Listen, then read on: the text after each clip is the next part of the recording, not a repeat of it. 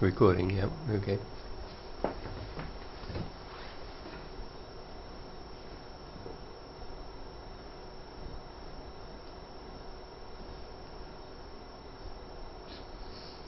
So actually, if we just pay attention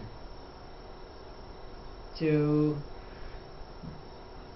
our nose, and we think that the maximum we can breathe in or out to the bottom of our lung only, it is not enough.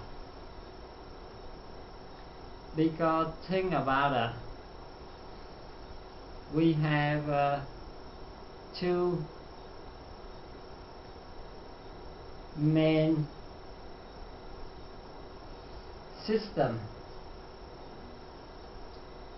The circulation system carry our blood, include nutrition and oxygen and many other substances to organ and cell, extremity and everywhere, from internally to externally in our body.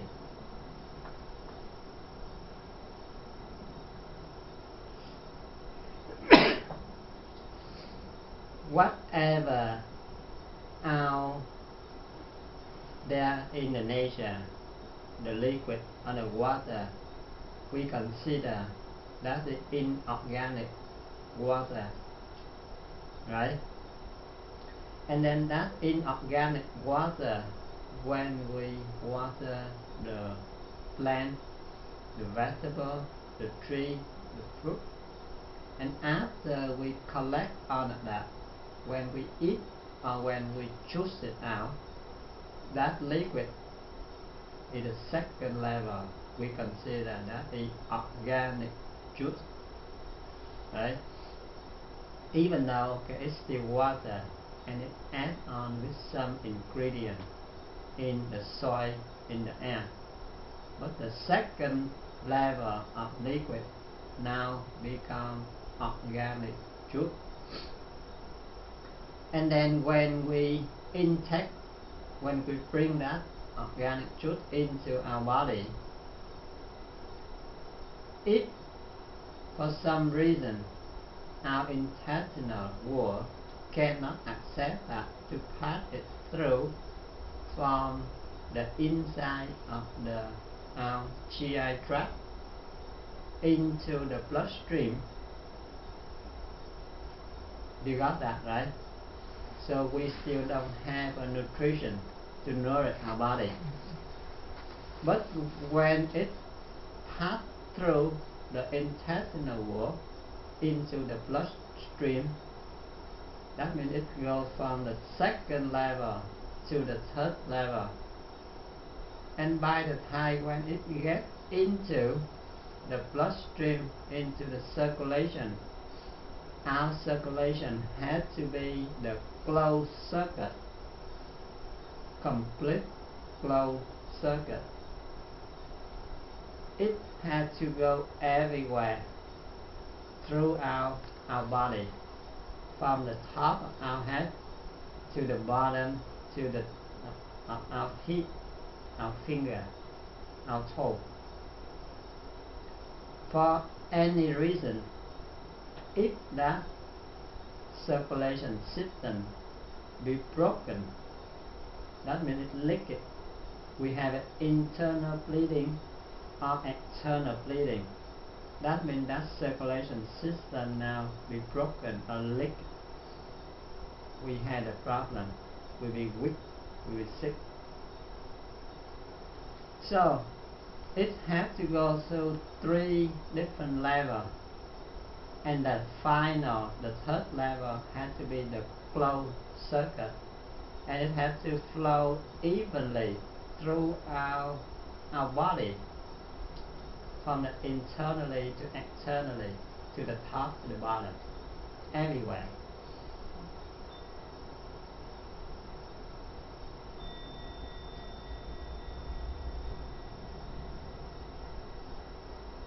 So it has to be the same thing for the air or for the heat. The air out there in the natural, in the environment, that is inorganic air. When we breathe in, we bring that into our lung. Even though maximum we can breathe according to the modern medical system, anatomy, the bottom of our lung maximum, and in there it do the exchange between oxygen and carbon dioxide, and now it convert that inorganic air become organic air, but it's still only the second level, you see. And where is the third level? Because it is invisible, so the modern Western system cannot detect, and we get stuck right there. That's why in Chinese system they have a 12 main meridian, and they have a 2 big freeway, the front and the back. But that's still not enough. When the air from the second level in our lung, after it do the exchange oxygen and carbon dioxide, now it look like the same thing like the nutrition in the food we eat into our stomach, in our GI tract. It has to penetrate through the GI tract to get into the blood circulation, and when it gets into the blood circulation, it enters the third level, and when it enters the third level, it has to be a complete circuit, and the complete circuit has to flow evenly and throughout our body, you see. So the same thing has to be happen for the air. That's why when we sit for meditation, or when we do walking meditation, we usually let our attention in the point below our umbilical cord, and the medical term for that is the energy complex or energy center. It usually down here. So when we breathe in, even though the second layer, the second level, it can go to the bottom of our lung only, but with our attention concentrate down here, it will help to bring from the second level into the third level, and after that it has to go through the back of our spinal cord, through the top of our head, and come back, and that must be a closed circuit, and from that it spread out, and it penetrates, it connects to other energy channel, and what we call the meridian, and all of that 12 meridian have to send the heat or the air throughout our body, from the top of our head to the tip of our toe. So that's why if we don't have that concept, we will see that we are an imbalanced person, because the heat is the one to lift our blood to go. Like in the nature, if we don't have air movement, we don't have the wind, and without wind, without the movement of the the air. We don't have the flow in the ocean. We don't have the existence of the living being. So the same thing in the tiny universe at our body. The heat flowing will lead the blood flowing, and the blood flowing will carry nutrition, oxygen, and other substance to the internal organ as well as all of the cells in our body. Therefore, the slower, the deeper, the better. It has enough time to penetrate from the second layer to the third layer, and it has enough time to carry all of the nutrition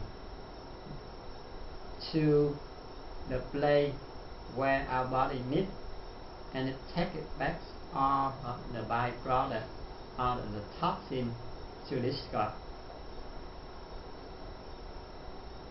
And as we see in the picture, it except when we eating and talking, the rest of our time we should maintain the tip of our tongue touch the upper palate, because the two main freeway, the front and the back, that is the two main freeway of our heat energy. It have a two river or two hole. At the bottom, that is our anal, and on the top is our buccal or our mouth area, our throat. So the tip of our tongue will make the bridge to connect between the one in the back and the one in front on the top, and down here our anal will make the connection between the front and the back and together.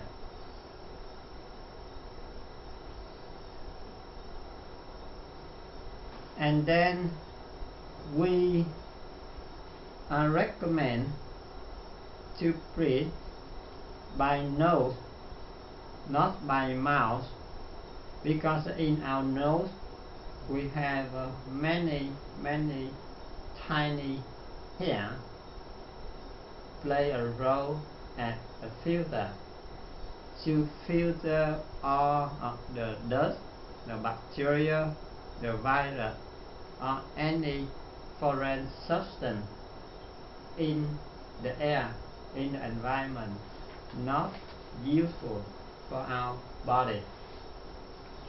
But also our nose will have a capacity as the air conditioner system.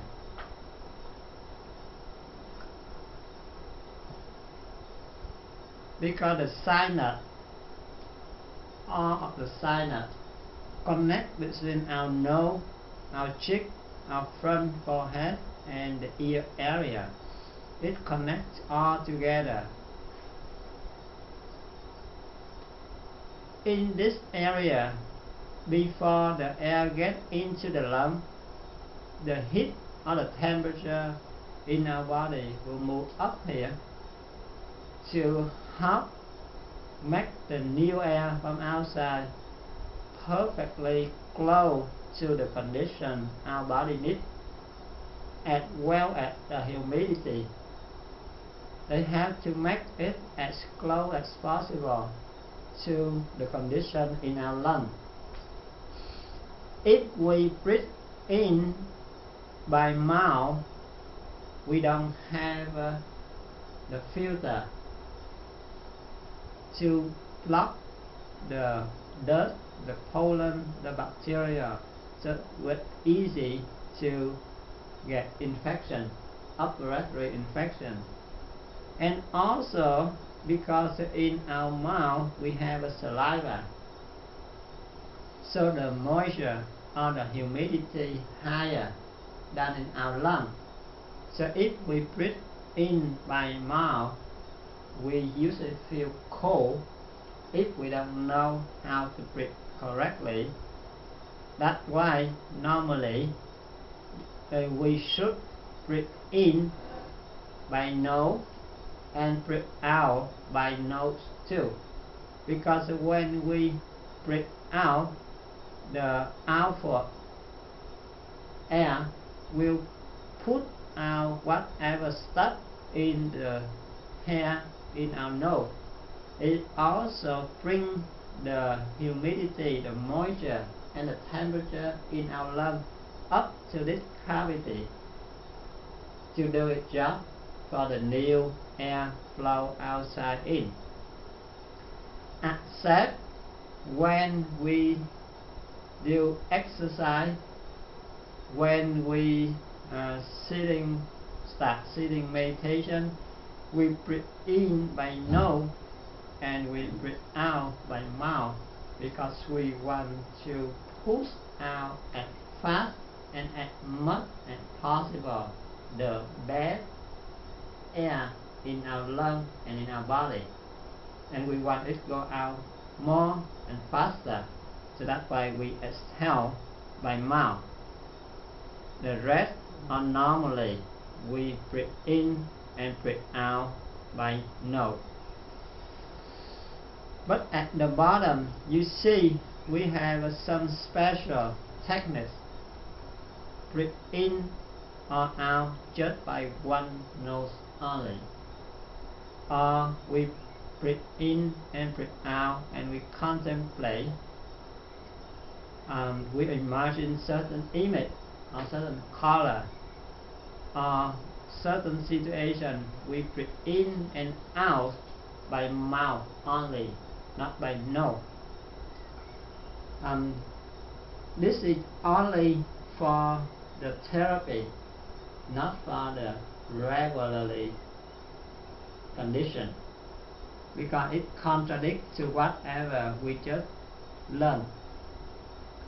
So in what situation we should breathe in by one nose? If you can pay attention closely, you will see that our nose working totally different. It's not working at the same rate for the left and for the right, because the weather outside it changes continuously. Our mental formation, our condition, our body condition, it changes all the time. The left nose is more slow, it's more cooling down, it's more peaceful. The right nose is more active. That's why when we exercise a lot, when we do heavy work, when we are aggressive, we will see that our right nose working more than our left nose. When we sit still, when our mental formation quiet, when we are in a peaceful state, or when we are in the depressive state, we will see our left nose is working more than our right nose. That's why we can take that application at the therapy when we have a condition. For example, early in the morning, or whenever you expose to a cold air and you feel cold,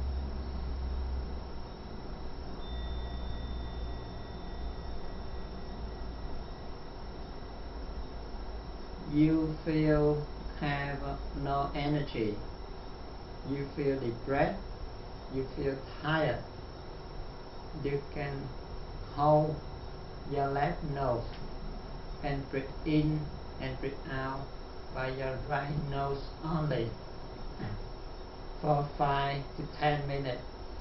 You will see your body will a little bit warmer, a little bit active, more active and more energy. On the other hand, if we have a feeling of headache, overheat, high aggressive or high blood pressure, we can hold our right nose and breathe in and out by our left nose for about 10 minutes.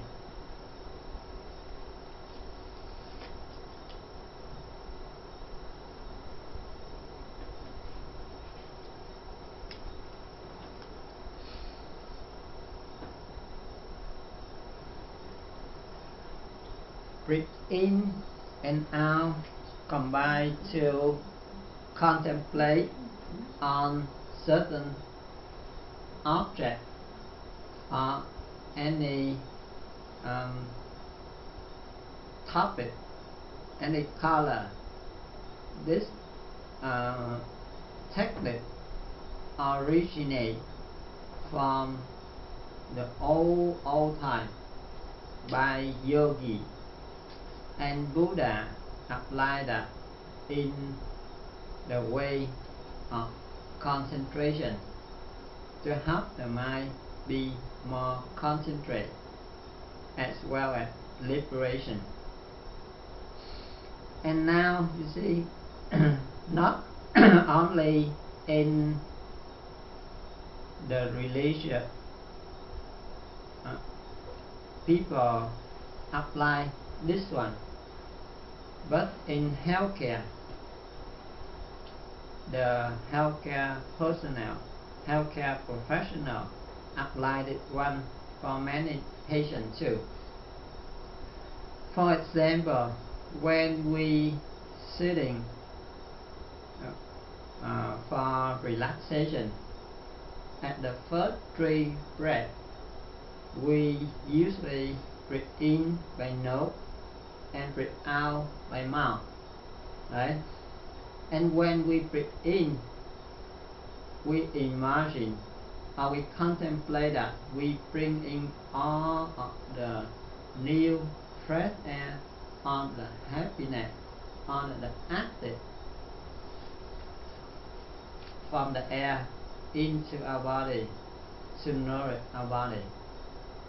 And on the exhale, we contemplate that all of the obstacles, unhappiness, sickness, worriness, everything negative, we just let it go out with the out breath, right?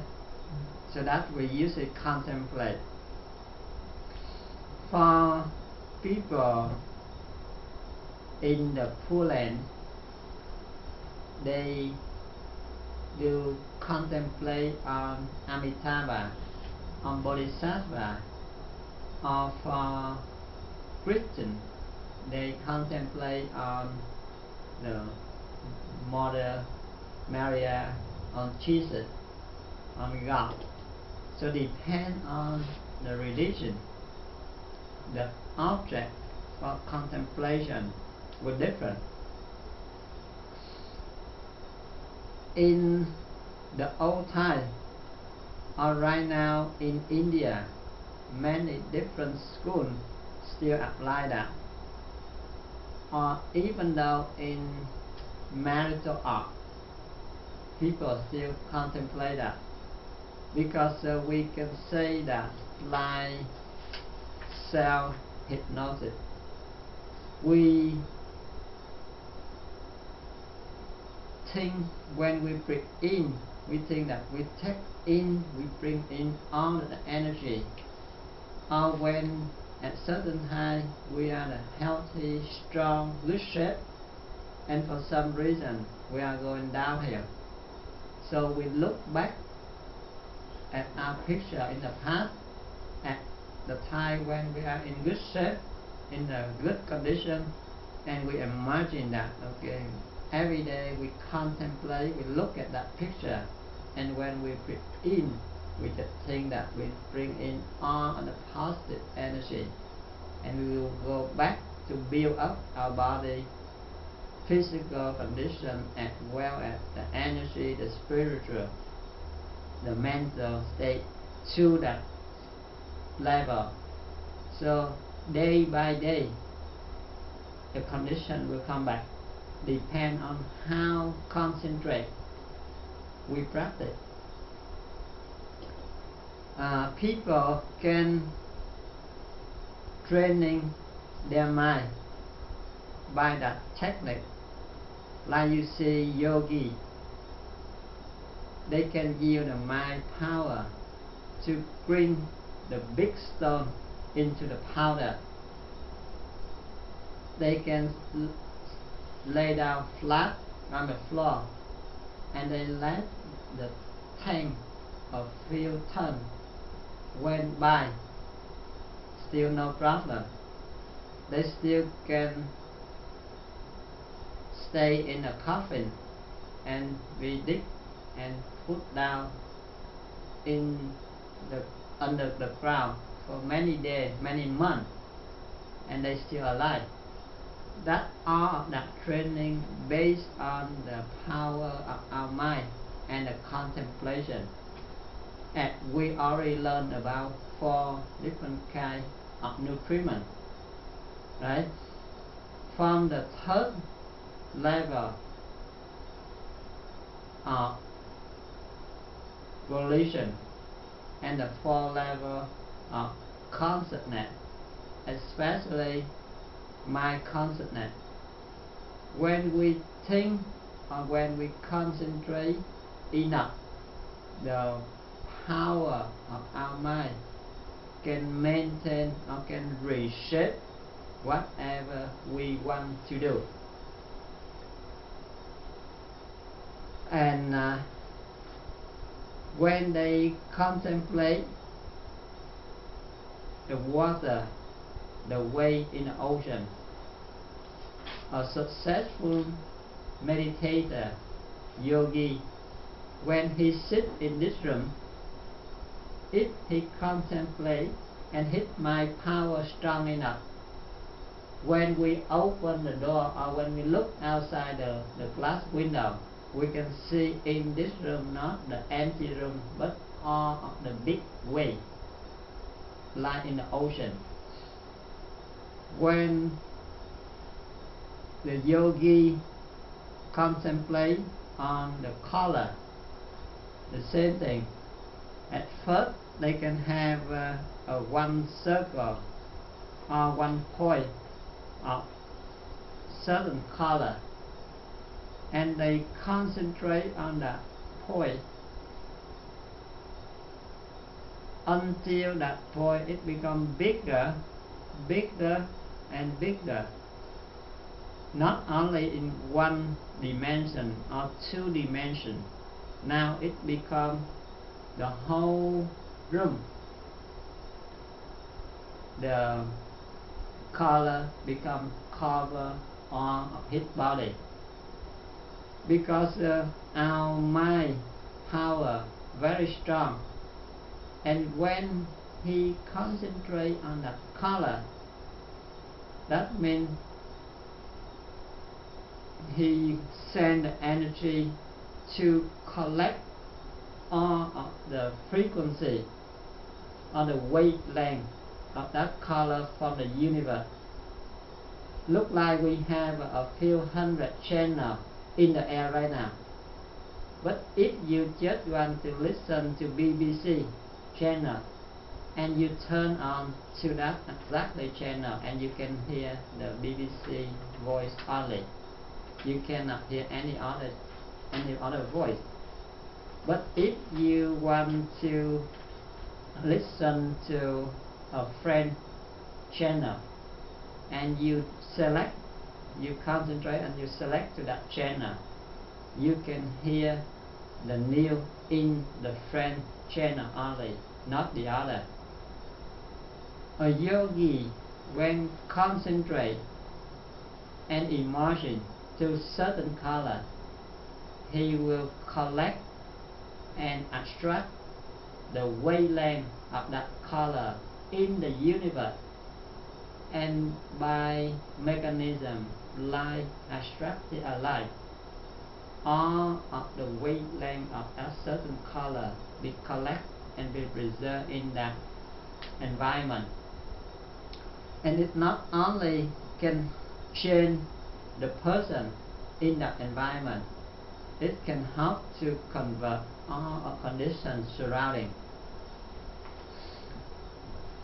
And medical application for the technique, because as we know, certain wavelength from the color and certain sound decibel, it have a certain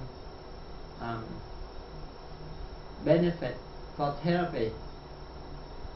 For example, we have 7 colors so far the human being eyes can receive, from red, orange, yellow, green, blue to brown to purple.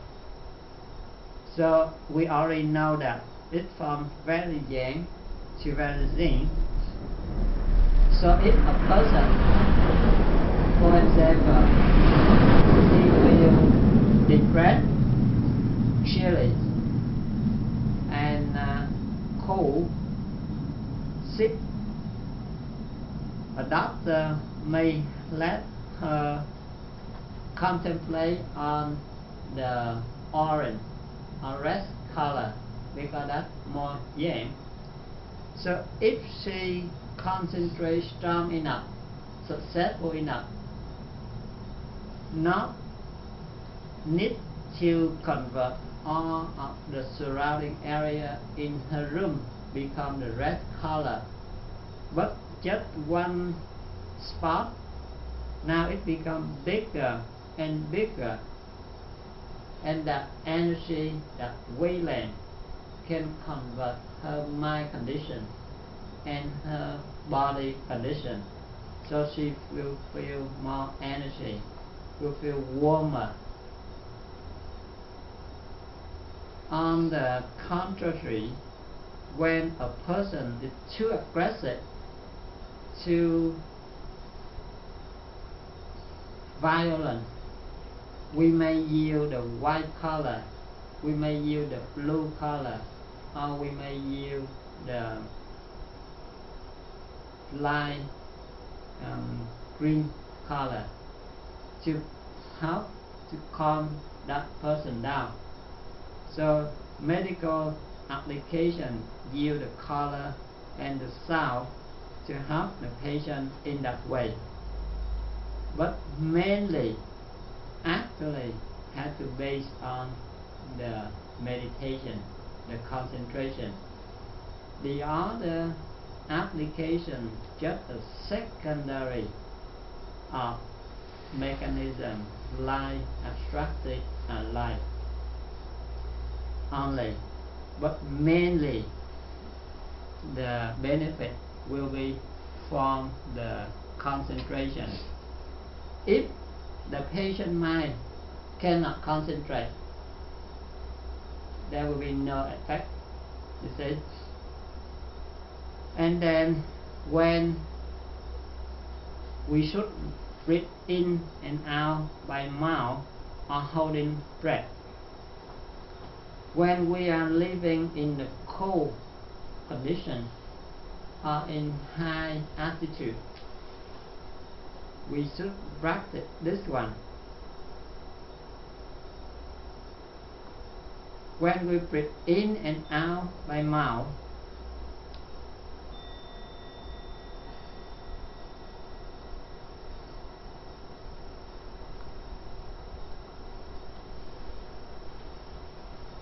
the air moving in and out will be faster and the volume will be higher. That's why the oxygen can we bring in more, the toxin can be put out more. And when the toxin moving in more, the blood circulation will be faster. And we know one of the function of the red blood cell is carry the energy to the body side. So when we breathe in and out by mouth, the movement of the air faster, the movement of the blood in the circulation will faster, and it brings the energy to the side, especially the extremity. The same thing when we hold our breath, that means we use the pressure to put it from internally to externally, and from the top down to the bottom of our energy complex or energy center. That's why our body can feel more energy and the temperature is right up to protect for our organ or our body during the cold weather. So all of this one just apply in certain time, certain condition only. We should not abuse. And the other application for breathe in and out by mouth, and now they use a lot in medical for people have a stroke or numbness or weakness a portion of the patient body. Because when patient have a weakness or stroke, that means a portion of patient bodies don't have enough blood flow or oxygen. If we breathe in and out by nose, the oxygen carry in will be slow, not enough, and the toxin be pushed out slow. So in that situation, a nurse will help to direct the patient breathe in maximum really fast by mouth. Contemplate that bring in all the air, all the nutrition and the food through the body to the side where the patient body have a weakness or stroke, and also contemplate that the muscle in that section be relaxed as much as possible to let the oxygen penetrate deeply into the muscle to the cell. And when the patient blow out, has to be by mouth, and the muscle in that area has to be contract to help push out the toxin, the blockage, and any bad substance throw out to the out breath by mouth. You see, so the same technique, the same principle. We want to bring in more and more and faster, and when we blow out, we want to exhale faster and push out more dead air or more bad substance. Combined with contemplate that relax the muscle in that area and contract muscle when the patient blow out. So that technique that apply a lot for the stroke patient now.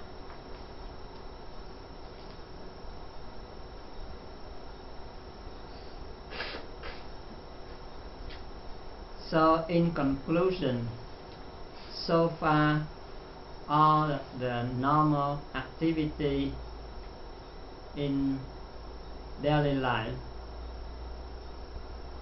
if we learn how to eat simple we eat as fresh as possible, as simple as possible. We don't use much stimulant, ingredient, additive. We will have a healthy state.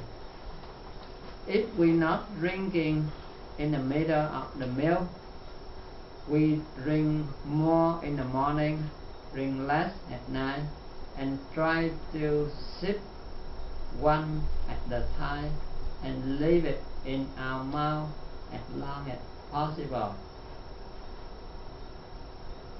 So we don't need much water. The lifespan of kidney, lung, and our heart will be prolonged. Talking we minimize only when we need, so we can save our energy, our heat, and let the circle, our circuit be closed and the air can flow evenly. By sleeping, we should sleep early and wake up early. 6 hours at night or 5 hours at night supposed to be enough for people above 60. And if possible, we may have a 30 minutes or 45 minute break at lunchtime. We should do relaxation or meditation 30 minutes to an hour in the morning. Breathing as slow and deep as possible. Exercise, we should select the kind of exercise fit to our condition, and if we can have 20 to 30 minutes twice a day, that is perfect, and minimum 5 days per week. And when we have more time, when we want to have a stronger muscle, more durable, we can add on another technique. And last but not least, our body very complicated, very dirty, so we should spend some time, at least 7 days to 10 days, to let it have a break and clean up our internal house. Because if we see our room or our house only a few months, if we not organize, not clean up, it's very dirty, right?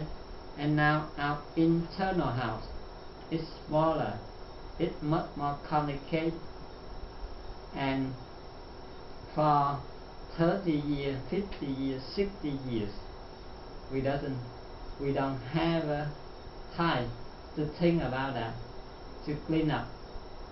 So it gets stuck a lot of no good substance, a lot of blockage in there. So if we have time, or if we already have some sickness, some condition, we should practice fasting for purification at least 7 to 10 days every year. Some people, they cannot do that, and I recommend 1 day per week, usually weekend for people still working. But even though when you do so, you have 52 weeks in a year. So if you follow that schedule perfectly, you have 52 days in a year. The benefit still less compared to you have only one time 10 days. Only 1/5 of the other technique, but the benefit is deeper, because the longer the fast, the deeper the purification.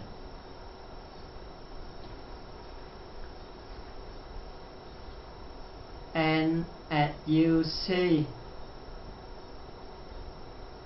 our gastrointestinal tract is very complicated, and if we cannot clean up this system,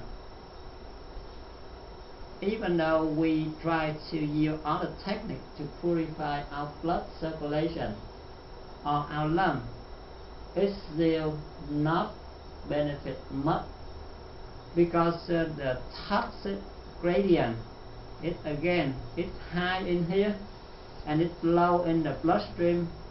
Slowly, it will go in again. The only thing helpful for cleanse up the whole body we have to do in it, and this one is much easier because we can control. We can do it on a daily basis. If we know how to select the food we eat, we know how to do the purification correctly. And majority of the sickness, the illness, start from here. Tomorrow we will learn how to recognize all our waste products, and then we will modify our diet, exercise, or massage to correct the problem. But purification very important for nowadays, because we have too many toxins everywhere, and for too long our body didn't have an opportunity to clean up by itself. Now it accumulates a lot in our system.